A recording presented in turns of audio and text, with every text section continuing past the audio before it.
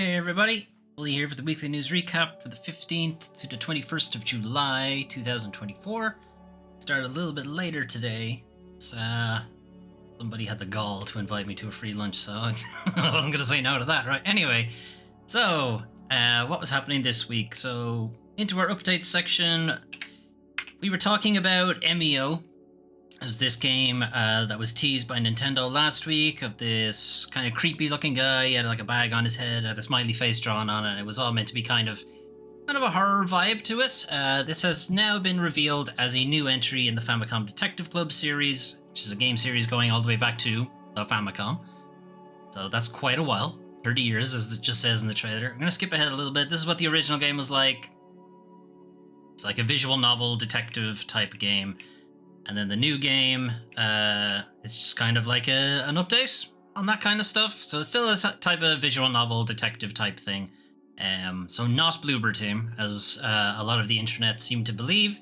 Though that does mean Bloober are working on something else for Nintendo that we don't know, so that's interesting. And also a new entry in a series that has been largely quiet for a very, very long time. So that's pretty cool. Never played the original games. I don't think they ever made it out of Japan. I think they were a Japan-only series.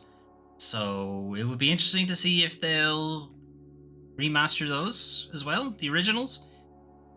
Remaster probably wouldn't be enough. They'd probably have to remake them. The visuals are going to be pretty rough for a modern audience, but I have to check to see if there's a translation or a localization patch or something. But anyway, August 29th, so late next month, you'll be able to give a look at that.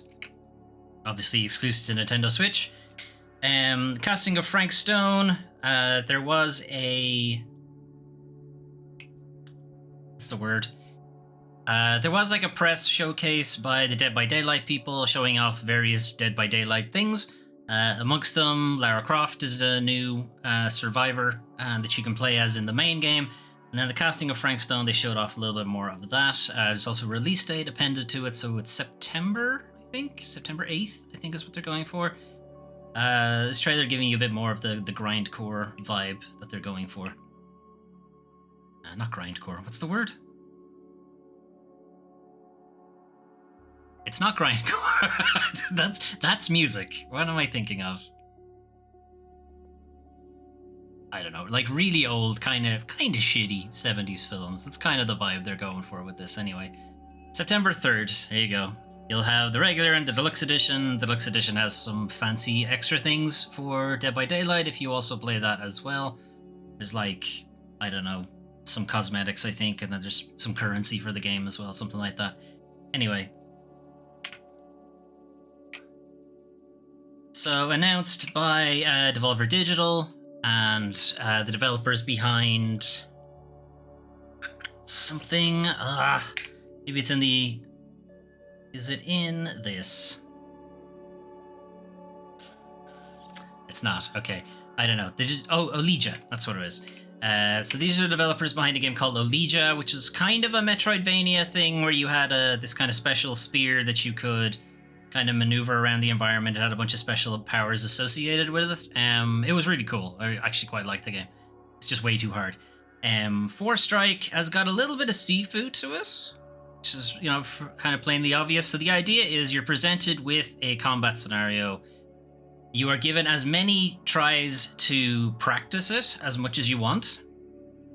And when you believe you've got it right, you can then do the fight for real. Alright, so the practice thing is that you've gone into your own head and you're foreseeing all of the different attacks that the enemies could do, and you're kind of practicing to make sure that you're getting through it without getting hit and not getting knocked out or whatever. And when you feel comfortable, then you do it for real and you get one shot at it. And whatever happens, happens. If you lose, that's too bad. If you manage to make it through but you're on low health, that's too bad, and so on and so forth.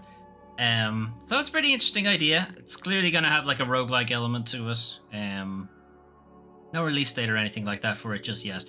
But yeah, it looks interesting. I don't think there was a release date anyway.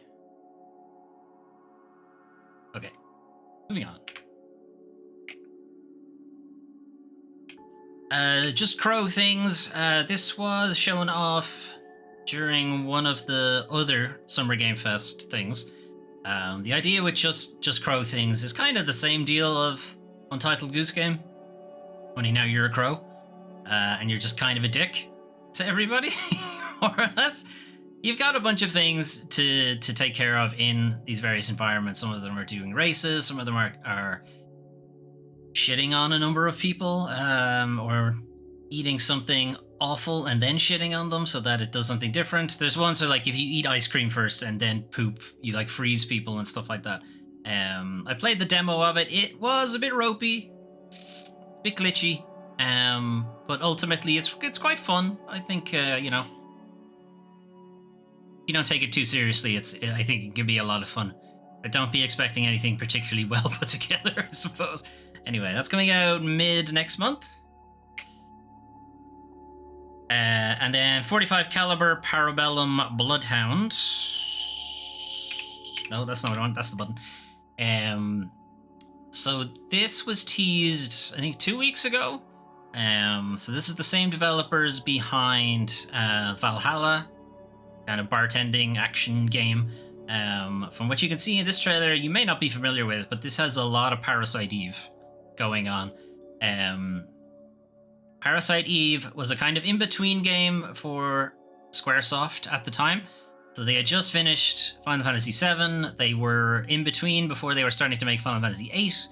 And they did a kind of experimental game and was kind of, how are we going to do 3D assets without doing chibis? You know, because Final Fantasy VII still kind of had the chibi models. And if you played Final Fantasy VIII, you'll know that they changed that and they went for way more realistic looking characters. It's still PS1. They didn't exactly look realistic, but that's what they were going for. And Parasite Eve was their in-between tester game to see if they could make that work and what were the problems they'd have to deal with, and so on and so forth. That was Parasite Eve. It was very well received. Parasite Eve 1 and 2. 2 was a slightly different game. Went a little bit more survival horror. And then we don't talk about the third one. Anyway, 45 caliber Parabellum Bloodhound has a lot of that going on. And on top of that, it has a lot of the kind of dirty 80s anime aesthetic to it, I guess. Ghost in the Shell, you know, that kind of thing. Akira. This is a lot. There's clearly a lot of inspirations going on here.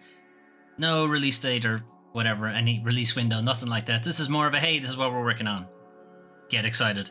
And you know what? I think I will. I think I will get excited. The Mortuary Assistant is going to be making its way off PC onto some other things. So it is currently PC, and I think it's on Switch. Randomly. It was out on Switch last year. Came out on PC 2022, so it's been about 2 years. The Mortuary Assistant, if you were not familiar, it kind of jump-started the whole horror mortician thing. That has been copied by a lot of other games. Mortuary Assistant, I'm not sure if it was the first one, but it was certainly the most popular of the first batch of those games. And up until now had been PC only, and then last year it made it over to the Switch, and now it's making it over to pretty much everything else. August 2nd, it's coming alongside the Definitive Update. The Definitive Update will be a free update for PC and Switch as well. And I think the Definitive Update basically adds an infinite mode, essentially, where you can just do the mortuary things, and there will be some horror shenanigans going on, but it's not tied to any particular... It's not tied to the overarching story of the game or anything like that. It's just a randomized body, I think, is the deal with it.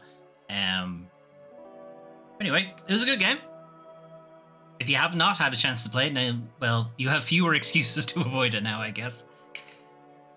Vulture, Scavengers of Death. This is part of Tacticon. So Tacticon is something that's going on over on Steam at the moment. I'm not sure if there's an actual in-person event that's also associated with it.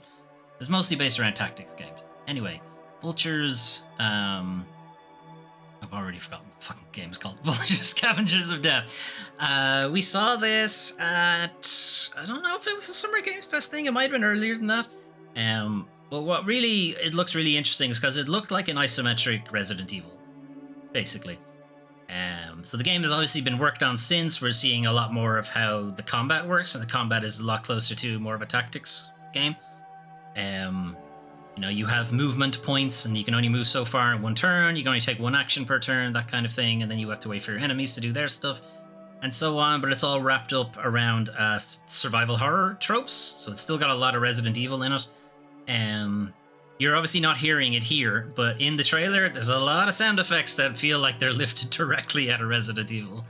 And you might think, hey, how are they getting away with that? Well, that's because the sounds used in early Resident Evil are like Creative Commons free use things. So Capcom don't own them. Anybody can use those sound effects. You may have heard them in a lot of other games, actually. Anyway, I don't think this has a release date or anything. There's a demo. All right, I'm gonna have a look out for that demo because I didn't realize there wasn't. Anyway, Vultures. Okay, so I kind of just felt like I would show this off. So currently Bit Summit is going on over in Kyoto in Japan.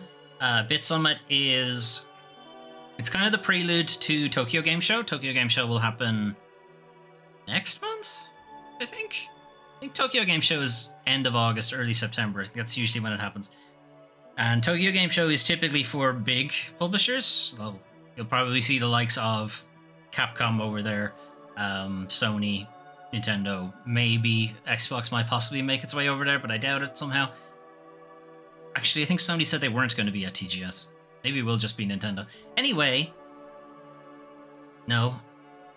So, this game is being shown off at Bit Summit. I'm going to skip ahead because this early section with the manuscript actually is fucking ages. So skip ahead on that. It's another Souls type.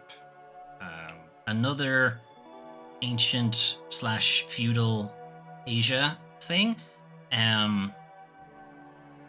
Slight difference is you have this character has their leg prosthesis that does something different, but it's not actually shown off in this kind of gameplay showcase. It's just kind of alluded to, like right at the end, that the leg has some sort of mechanic to it, but we're not really showing up. But what you can see here is this is pretty textbook Souls-like type games, and there are like 6 of these now that are in development and on their way out soon.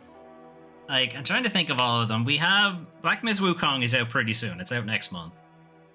We have Where Winds Meet. We have Phantom Blade Zero. We have something to do with feathers. I forget what it's called. Whispering Feathers or Rushing Feathers, something like that. And we have this. Yuangzong, what is it called? Yuangong? Sword Awakening? And I think there's one more that I don't know the name of. But the point is, there's so many of them. So many of them saw Sekiro and went, yeah, let's make that. And that's what they're doing, basically. Even before that, we had like Lies of P was pretty hot on the heels of a Sekiro type. Stellar Blade. What is the one that's like Lies of P, but not as good? It also has the kind of animatronic Steel Rising. Is that it? The one that's set during the French Revolution. There's a lot of them, is my point, and the ones that I just mentioned, like the ones that are kind of have a bit of a Chinese focus to them, or let's just say Asia focus to it, because I'm obviously I'm gonna pick the area wrong. I know I am, so I'm just gonna say Asia and just be ignorant. They all look a little too similar, and I kind of get the feeling that some of them are going to be overlooked because of that. And you're going to be on top of it is that people see that it's not From Software and will just immediately dismiss it, which I think is a disservice. There are some very good Souls-like games that are not made by FromSoft. So yeah, like I mentioned a few, The Rise of the Ronin is sort of a Souls-like game as well, which is already out. Anyway, there's a few too many. I don't think this one has a release date yet. It is by a very small team. I'm going to skip ahead to the end. It's a long video, as you can see. It's a full like gameplay thing. Did I skip the leg bit? I must have skipped the leg bit. Skipped it too far. Anyway, there's a bit where she takes like a coal and drops it into her thigh cavity, I think. And I don't know, maybe she can do like fire kicks or something now. You don't really get to see what the deal is. Clearly it's, still in development, needs a bit of work. I don't think it has a release date. Anyway, I'm gonna move on. It is middle of the month, so Xbox Game Pass is going to be getting a refresh. This is going to be one of the last times you're going to be seeing day one releases as part of the Game Pass, or at least as part of the regular Game Pass tier. Game Pass Ultimate, they'll still be available on that. So do expect to see some changes. So this refresh, we're going to be seeing some new things. So coming out today, when this was posted, which was July 16th, so these are already out, definitely. Magical Delicacy, we're going to talk about in a second. It's going to be part of the new releases section, and Flock similarly will be part of the new releases, as will Flintlock, as will Dungeons of Hinterberg, as will Kunitsugami. So we'll talk about all of them. But if you already have the Game Pass subscription, you'll be able to play all of them today, right now, if you want. EA Sports College Football also, it's getting a trial, and I think a bunch of stuff is leaving. Short Hike is leaving. Bemba also leaving. And Train SimWorld 4 also leaving. Anyway, since all of these Game Pass refreshes are all new releases, we're just going to talk about them in the new release section. So, those are some of the games you can play soon, but what if you wanted to play something right now? You can play Kunitsugami Path of the Goddess. This is the next game from Capcom. This is one of their... It's like a new IP in the last 15 years, maybe? I'm trying to think, what was the last time they started a new IP? Because they've been all in on Monster Hunter, Resident Evil. It's kind of it. Anyway, Kunitsugami Path of the Goddess, going to leave this to repeat because it's a short trailer. There's a demo available for it now if you're not entirely sure if you're on board with it. I thought the demo was fine. I'm not sure it showed off enough of the game personally, but you do kind of get the gist of it. So the game, it's kind of like it's in two halves. It's got a bit of a tower defense thing to it, and then it's got a bit of a village management thing to it, but not really. The village management's pretty light. At least going by the demo, it seems pretty light. So the idea is you have a day cycle, a night cycle. During the day, you're setting up your defense. You are either rescuing villagers from this corruption that's spreading across the mountain, or you are assigning them new jobs or new roles and positioning them in front of the Torii Gate so that when night falls, they'll be in a position to help you out. And then on top of that, you are helping the Shrine Maiden make her way to the Torii Gate to cleanse it. And then if she cleanses it, then you don't have to fight anything anymore. And that's the end of that level, effectively.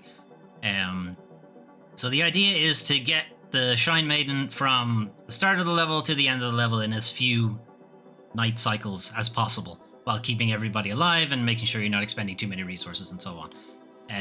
Combat then is nighttime. Enemies emerge out of the gate in waves.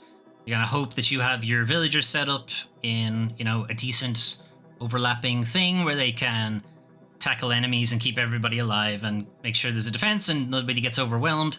And then on top of that, your character, so is a samurai. He can go in and fight, and he is well accomplished. He's an actual fighter, whereas the villagers are not. They're sort of just making do as best they can. So while your character can be taken out, that's not necessarily the end of the level. The end of the level, losing, game over, is if the Shrine Maiden is defeated. So it does still have a bit of an arcade vibe to it, which is interesting. But again, the demo doesn't really show off, because I'm seeing in the trailer now, is some big boss fights and stuff like that. And while the demo has it a little bit, it doesn't really go into it enough. I think the demo is a little too early in the game, but obviously they would have to train you on a bunch of mechanics to do something later on in the game. So I get why it's at that point, but I do think it's missing a bunch of stuff. Anyway, moving on. We have Dungeons of Hinterberg. Dungeons of Hinterberg is a dungeon crawling Stardew Valley type thing. Maybe not Stardew Valley is probably the wrong way to place it. So the idea is, it is near future. You have gone to Hinterberg. Hinterberg is this area that is known to have kind of magical properties, magical elements to it, and it's also a kind of resort town. So people come here on holiday to dungeon delve. Dungeon delving is akin to climbing a mountain or, extreme sports kind of thing. So it's a new type of extreme sport, is this dungeon delving stuff. And you're going in there, you're trying to get away from whatever is going on in your life. Again, I'm basing this on the demo. They don't tell you too much. Combat is kind of interesting. It's pretty basic. Again, the demo doesn't show you off too much, but you got your basic hack and slashes, you've got some magical abilities. Enemies come at you in kind of minion types, and then you got some bigger kind of boss manager types and so on. And then the bigger thing that I noticed is that there are a ton of NPCs for you to talk to in between your dungeon crawlings and get to know them and level up your social meter with them and so on. It unlocks different things and what have you. What the actual overarching story is, I don't know, because they don't go into it in the demo. But I get the idea that you're here on holiday, trying to escape something from your regular life. Anyway, that's Dungeons of Hinterberg. Moving on. Flintlock Siege of Dawn. So Flintlock Siege of Dawn is kind of a cross between Souls games and the newer God of Wars. The idea with Flintlock is you are in, I guess, colonial era US, but also magic and gods and stuff like that. The gods have been ruling over humanity for a very long time, and they're becoming shitheads, effectively. And now you're gonna take it to them and be like, "Hey, stop doing that." That's kind of the gist of it. You have a rabbit, cat, fennec fox looking thing that follows you around. I think that kind of works like Atreus in God of War. They're a secondary character that might do some support magic or support attacks and stuff like that, distract enemies and that kind of thing. But the main gist of it is you're going to be doing most of the work. I'm seeing mostly God of War stuff, and it's described as a Souls-like as well. Some that might just be the death mechanic for the game, might just be Soulsy. Or maybe the bosses are a bit more Souls-like. But what I'm seeing there is like largely just God of War. Anyway, that's Flintlock Siege of Dawn. Those 3 games are all coming to Game Pass as well this month. So if you already have it, you'll be able to give those a shot. So make sure you do that before the Game Pass tier change takes effect. Skim, I don't know how you're meant to pronounce this. Skim is a puzzle game that probably a lot of kids have played if you've ever been in the backseat of a car on a long journey and you got bored. The idea with Skim is you are this kind of tadpole looking thing, and you can only move in shadows. So you're trying to manipulate the world, go about different places, get into different shadows and what have you on your quest to reunite with the object you're meant to be attached to. The idea is all shadows have this kind of creature that live with them, and they're meant to be attached to whatever the object is. And somehow you have become detached from your object. So your object doesn't have a shadow right now. And you're trying to make your way back to it. That's kind of the deal. So you're progressing through these levels, making use of shadows that are nearby. And if there aren't any shadows nearby, you make them nearby. And that's kind of the deal with Skim. I thought it looked pretty cool. There's no demo for it as far as I'm aware. I could be wrong. There might be one on PC. But I think it's a really cool concept. It's really easy to understand concept. I think it'll make for an interesting game. Whether it overstays its welcome, I just noticed now in this little animatic they have ahead of time, it has its own shadow, which I don't think is meant to be a thing. Anyway, have to check the lore on that. Are they meant to also have their own? And do those shadows have shadow things that live in them? And then do those things also have shadows with shadow things that live? Oh god. It's turtles all the way down. Okay, Bo, Path of the Teal Lotus is a Metroidvania type thing. Or Hollow Knight type thing if you prefer. I played the demo of this recently. I thought it was pretty decent, if the mechanics are a little tricky to get used to. So it does have a pogoing double jump mechanic, which if you've played The Messenger, you'll probably understand. The idea is you only have a single jump, but if you want to jump again, you have to hit something to regain your jump charge, if you like. So as long as you can hit something, you can keep jumping.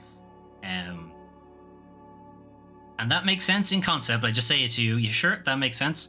The kind of areas that they set up for you, the boss fights they set up for you, and so on and so forth, it can get a little frustrating when, you know, you just miss the thing you're trying to hit and now you don't have your jump charge anymore and you're going to fall to your death and so on. It's a little frustrating. We'll see if they've possibly ironed it out since the demo. The demo was a while ago now, so they may have changed that. We'll see. Or made it a little bit fairer. Guess we'll find out. But otherwise, it's quite pretty. It's a very colorful game. It's got a Japanese folklore vibe to it that I am all here for. Plus, it's a Metroidvania, so I'm like contractually obligated to play it. Anyway, that's Bow Path of the Teal Lotus. A lot of new releases this week. TMNT Splintered Fate, not Shattered Dimensions. That's a different one. So this is a Hades Turtles game, essentially. So I believe it was originally a mobile game, and has now been ported over to consoles. It is a roguelike in the kind of idea that you're going through this environment and you die, you go back to the start, but you'll unlock things along the way. You can play as the 4 different turtles. I think the different turtles all have their own different abilities, so it's effectively 4 different characters. You can't play as Splinter for story reasons. That's where the Splintered Fate comes from. There's a reason for that. But not being able to play as like April or Casey Jones or any of the other miscellaneous NPCs and any of the other like supporting cast of the Turtles is, I think it's a bit of a misstep, but 4 characters is maybe enough for a mobile game. Anyway, not sure if it was a free mobile game or whatever, but it's not a free console game. You will have to pay for that, but I think it's pretty cheap.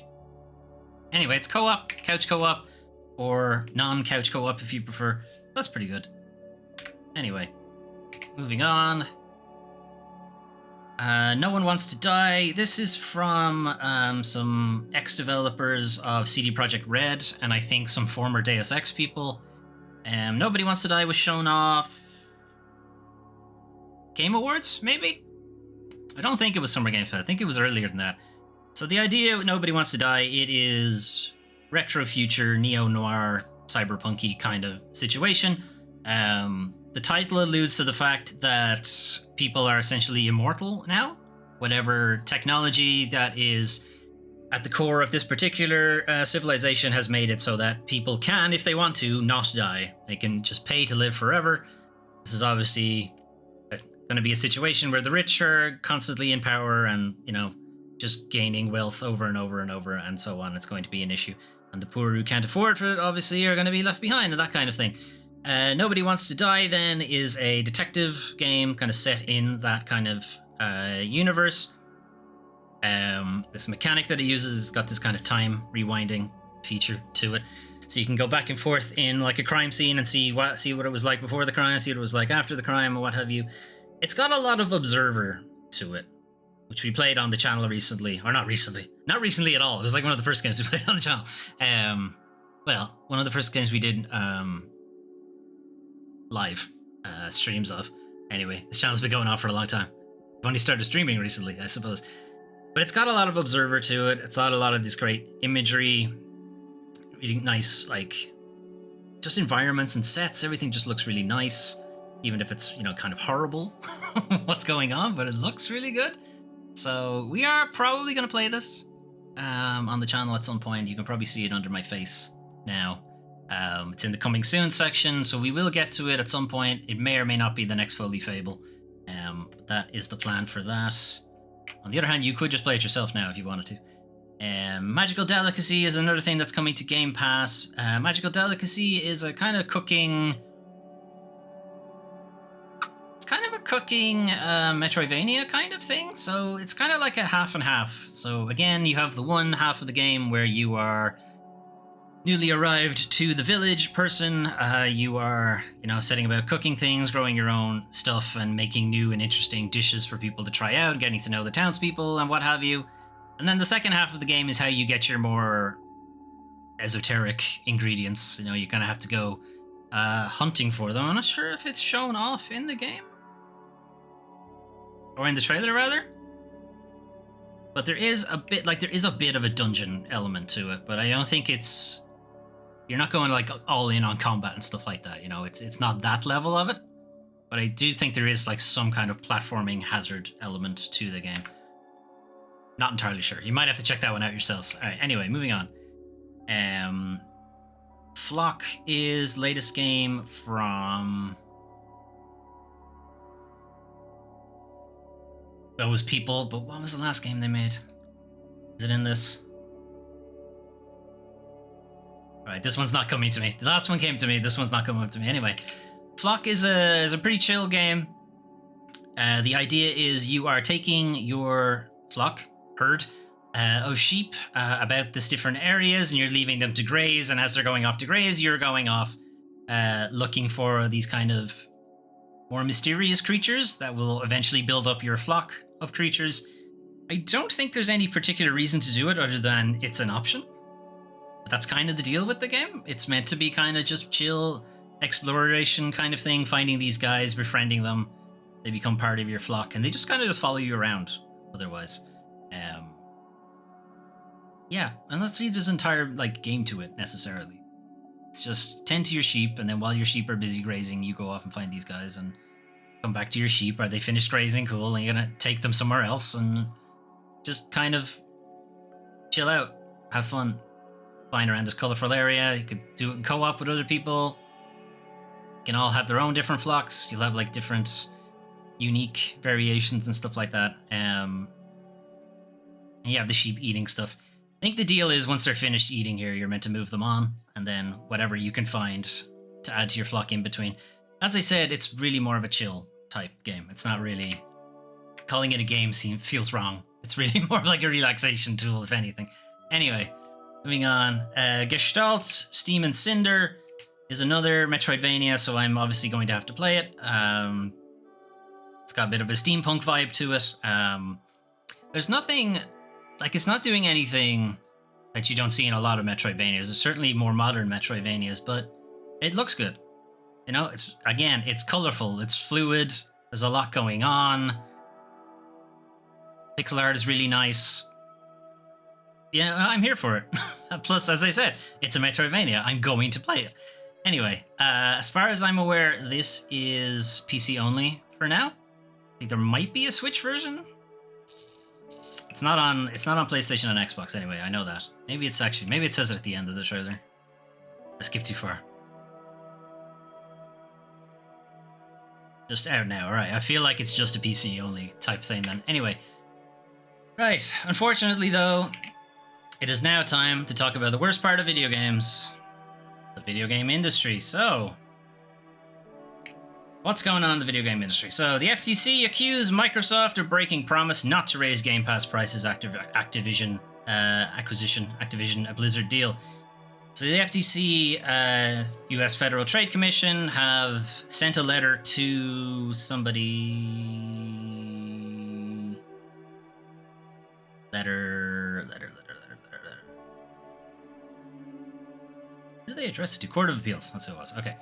So, Federal Trade Commission have sent a letter to the Court of Appeals, essentially alleging that this latest price change, product change for the Game Pass, and that they're adding $5 onto a lot of the tiers, and that they've removed the day one thing, which also means Call of Duty won't be available on Game Pass for the vast majority of users, or vast majority of subscribers, and the FTC is alleging that this is exactly what we warned you about. You know, we told you so, essentially. So Microsoft unveiled the global price increases for their console and PC subscription businesses earlier this month.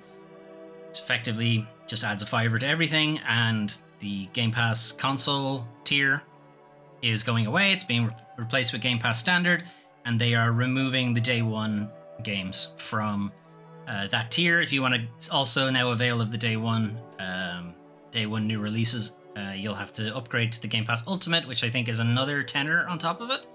Anyway, so it's not going to include day one access to new games, which that also is going to obviously include the forthcoming Call of Duty Black Ops 6, so that won't be available either. And the FTC now argues that this is evidence that Microsoft did in fact use the Activision Blizzard acquisition to strong-arm their existing subscribers into paying more. This is what they warned about, and so on.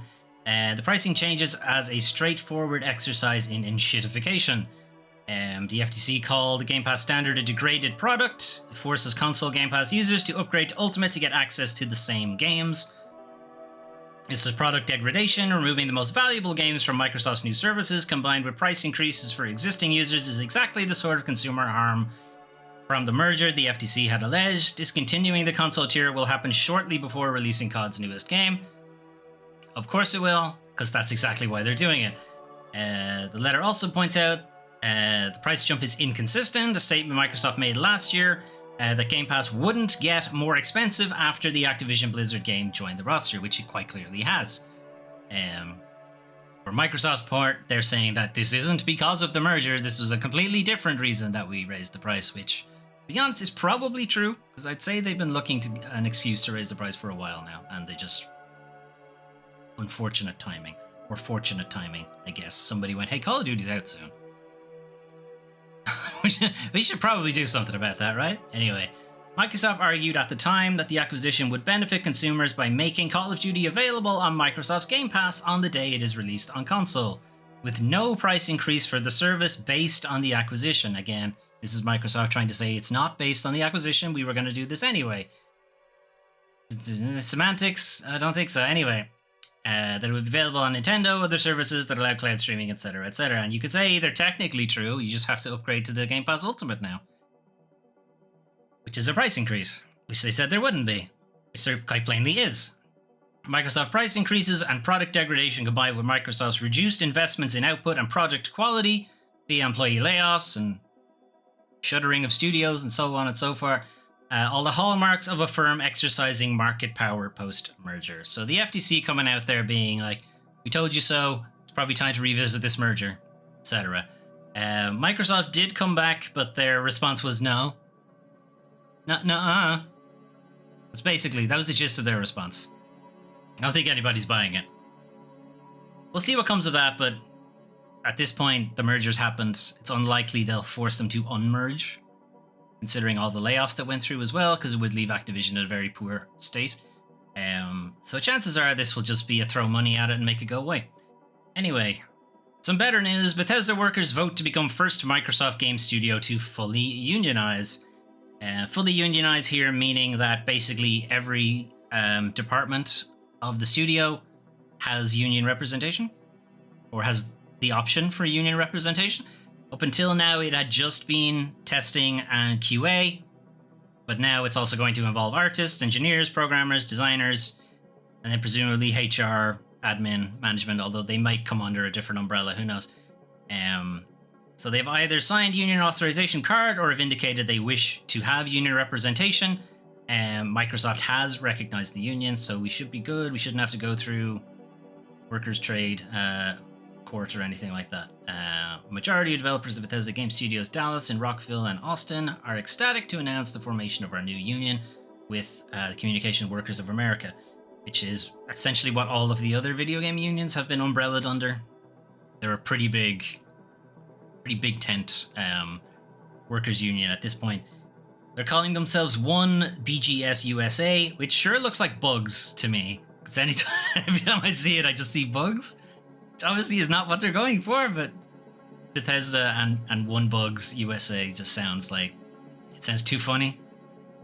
Anyway, we don't know too much else about that. We do know that a Bethesda studio in Montreal is attempting the same thing in Canada. There's no real reason to assume it won't go ahead, but at the time that we were looking at it, it hasn't been confirmed yet, but we assume it will. And I'm hoping more studios look at this and go, yeah, let's do it too. Because there's nothing else really going to help you with all those layoffs, particularly the US studios. I mean, there's a little bit of protection in Europe and Japan. You're not going to have a huge amount of protection in the US. All right, anyway, speaking of not a lot of protection, Saber Interactive and Focus Entertainment should probably take a look at their servers.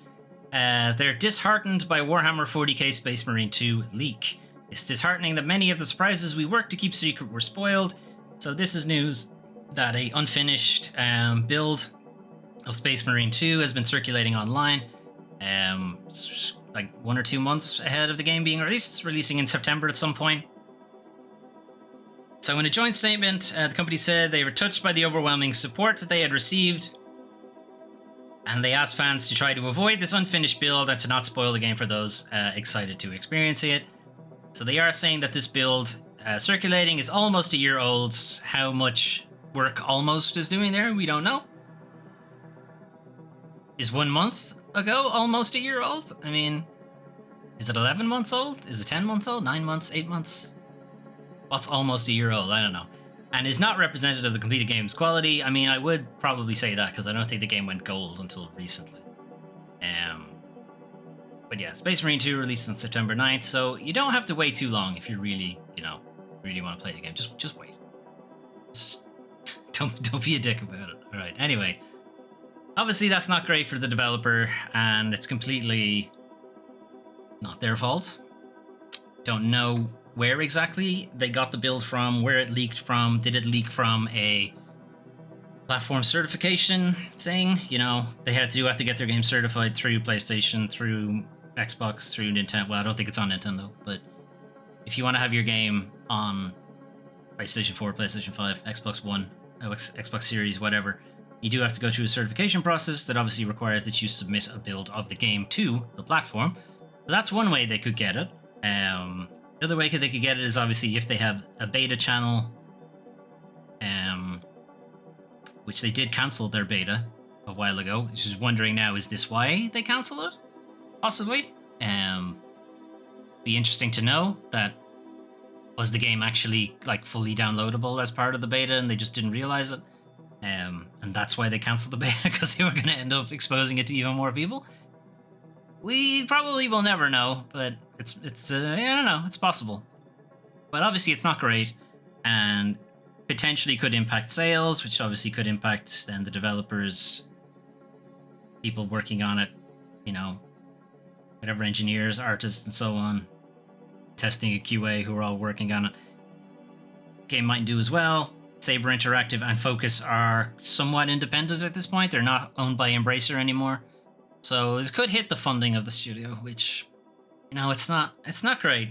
It's not great. Anyway, Sega sues social media user for excessive, slanderous, and insulting comments against employee. So, in a very rare turn of events, the employer has actually come out in defense of one of their employees for a change. So Sega has taken legal action against a social media user for harassing one of its employees. It has been dealing with an individual who has made excessive, slanderous, and insulting comments on social media against one of our employees for a long time. The individual has agreed to pay damages to our employee, delete the slanderous and insulting comments, and refrain from such actions in the future. This is I'm not sure if the settlement was reached in court or out of court, so it'll be a question to see if it is legally enforceable for them to refrain from such actions in the future. I guess we'll find out. Sega points to their customer harassment policy, that we consider slanderous acts against employees, such as announcements of violent acts, threats, intimidation, to be serious human rights issues that damage the dignity of employees and lead to a deterioration of the work environment. So this is mostly coming out against your typical Sega fanboy. Not just Sega fanboy in general, who doesn't realize, human beings are on the other end, or they do realize and don't care, which is probably worse, and they just say some awful shit to them. Blaming them for things that are beyond their control, or blaming them for things that are in their control and they just didn't like. Or just blaming them for the consequences, or not consequences, for how they were born, their genetics, and so on. Anyway, you kind of would typically not see the publisher or the employee actually say anything to the person about this. When was the last time you saw Microsoft come out on people, or see Disney come after people for the shit they say to people working on Star Wars, or just any kind of developer harassment? They just never do. They never come out with this blanket statement of this isn't okay, or actually go after them for legal damages. Like, it just doesn't happen. And it really should. It should happen a lot more. You should have your employees back, but they don't do it because money. And I don't mean it would cost them money to do it. I mean, it would cost them money because they might alienate that side of the fan base. And they don't want to do that. So that's really why it's not happening. Anyway. The Sega announcement comes as the harassment of games industry employees by players continues to be a concern. A survey of 2,300 attendees at the last Game Developers Conference revealed that 91% of respondents believed player harassment and toxicity towards developers was an issue. 91%. That you might as well just say all of them. So they all think this is a thing, but apparently their employer doesn't. Or at least doesn't want it to affect their bottom line. Anyway, moving on. Speaking of percentages, I guess, 82% of US gamers made an in-game purchase in freemium titles in 2023. So if you want somebody to blame for why there are so many microtransactions and cosmetics and skins and all of that shit in your games, look no further than the mirror. 82% of you shitheads are doing it. 82% of American Americans in particular, but I find it unlikely that number is different anywhere else in the world. 82% of American gamers made an in-game purchase in freemium titles last year. The report also found that 62% of adults over the age of 18 engaged in gaming. So this is a sizable portion of the gaming population. It is also a sizable portion of the population in general. And 82% of it is buying you're paying those microtransactions. Stop doing it, and it will go away. If you keep doing it, they're just going to make it worse. You are the reason. Stop. Statistically, you are the reason this is happening. You specifically may not be. I don't buy that shit, but sure seems like you guys do. Anyway, we will leave Kunitsugami to play in the background, I guess, because it's already on loop. Right, that's the news for the 15th to 21st of July, 2024. Some interesting things around the update. It was good to see a video of 45 caliber. It does look pretty interesting. Yet another China-inspired Souls game. It's maybe a few too many of these now. It seems like they all entered development like in and around the same time, and you're just seeing them all come out now in and around the same time. It's like if the games industry wasn't so secretive about what people are working on, it's just you might have been able to avoid this, but now we have loads of them, and some of them are going to be missed. Some of them are just going to be ignored. It's just too many. What else was in the Mortuary Assistant making its way onto consoles would be pretty interesting. I'm mostly interested to see how Sony censors it, to be honest. Because that seems to be a thing Sony likes to do now for horror games. That's not exactly great. What else was in updates? Oh yeah. We have MEO. Has been revealed to not be the thing from Bloober Team, but it is a reviving of a pretty old, and from what I have heard, it's pretty like cult classic for people who have played it. They like really quite like it. The Famicom Detective series. But again, I don't think it ever made its way outside of Japan, so I don't think it's had a huge following outside of older Japanese gamers. It's a 30-year-old game. I would have been quite young when that game series had come out in the first place. Anyway, Game Pass is largely brand new releases. The refresh for this month. And some interesting one, Kunitsugami you're seeing there here is just, it's a new IP from Capcom, and it's been a while. Like Exo Primal, I was just thinking, what was the last time they had a new IP? And Exo Primal is shutting down, so that one obviously didn't do too well. But that was also a live service, and there's too many live services right now, so it makes sense that it didn't do well. This one, it might struggle a little bit for an identity, I think. Because the gameplay is kind of basic. But again, I think the demo was fairly early in the game, so it's possible it gets a lot more complex later. But if it doesn't, then I'm not sure it'll really have the staying power? Not staying power, not the attraction, I guess, for people to stick with it long term. I guess we'll find out. It is, the first entry in a new IP. There's growing pains. So you got to see what works. To see if it gets a sequel, you'll probably see them refining the idea a bit more and a bit better. But it has to get there first, which means it has to sell well enough. And well enough for Capcom might be a little tricky since they're used to making a fucking shit ton of money with Resident Evil and Monster Hunter. So will it make that kind of money? Probably not. I hope they're not expecting it to make that kind of money, because it's almost certainly not going to. Anyway, Flintlock Siege of Dawn. I've kind of been following that game from when it was almost entirely a Souls-like game. and gradually was branching into more of a God of War type thing. Got a bit freer with it, got a bit looser with its combat, and now it looks like it's entirely God of War. So they've really gone all over the place with that game. We'll see how it turns out. Its reviews have been a bit middling. It's not, it doesn't have Sony's AAA money like God of War did, so they're gonna have to be concessions somewhere.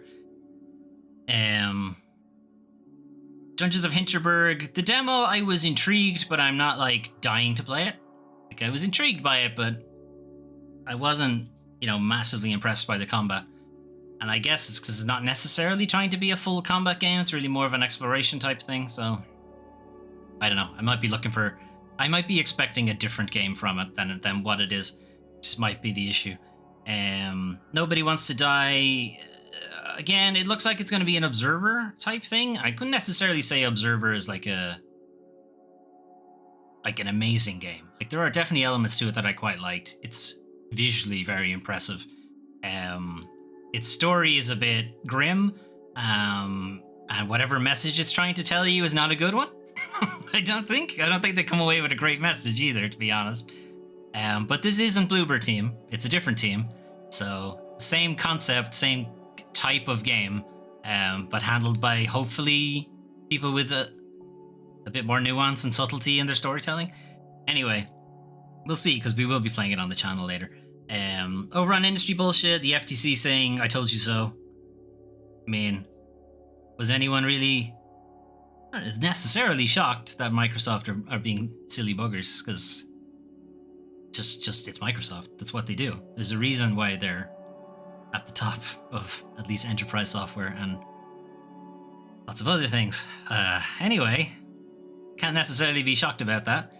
Sega actually coming out and, suing and successfully getting a settlement from just some shithead on Twitter is pretty good. Feels good, man. And I wish more publishers and employers in general would do that. Of course, we know why they're not going to do that, but I kind of wish they would. Anyway, we're going to move on. That's what was happening in the news this week, but what is happening on the channel? So, our channel, big wall of games, 2024. This hasn't changed much. What has changed, I have added Nobody Wants to Die down here. Jusant used to be there, but I don't think Jusant has enough of a story, to be honest, to kind of carry an entire Let's Play for it. So Nobody Wants to Die feels like it's going to be a lot more of a narrative-driven thing, so it kind of fits a little bit better. So I've slotted that in there. I might still play Jusant as like a fully plays games a bit at some point, but I don't think we're going to do a full Let's Play of it. Off stream, I'm still playing V Rising. Still doing it. I think I'm close to the end now. I finished Act 4. There is no Act 5.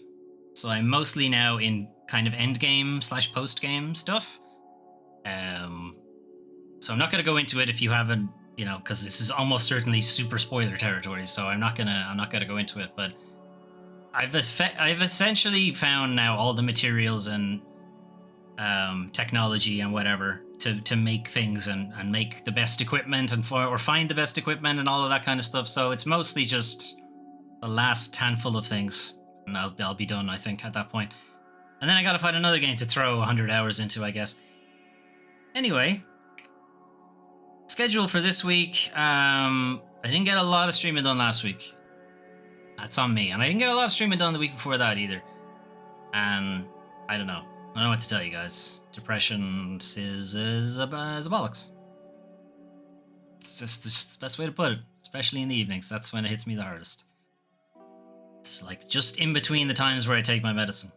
So it's just when one of them is weaning and the other one hasn't come in properly yet. So it's just around the time of streaming time, and if I'm not in the mood, it's not going to happen.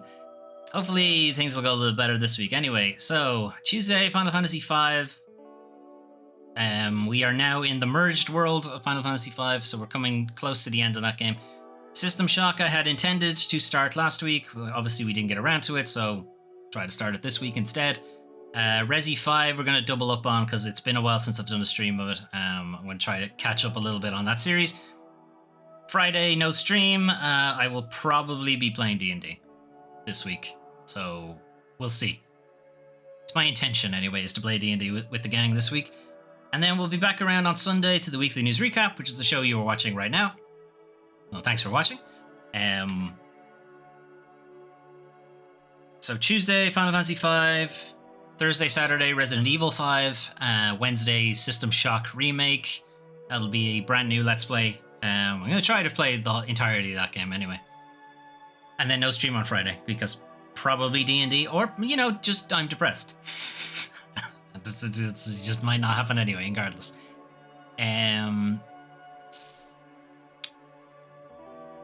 Something I wanted to mention now, I haven't thought of it. Oh yes, Discord.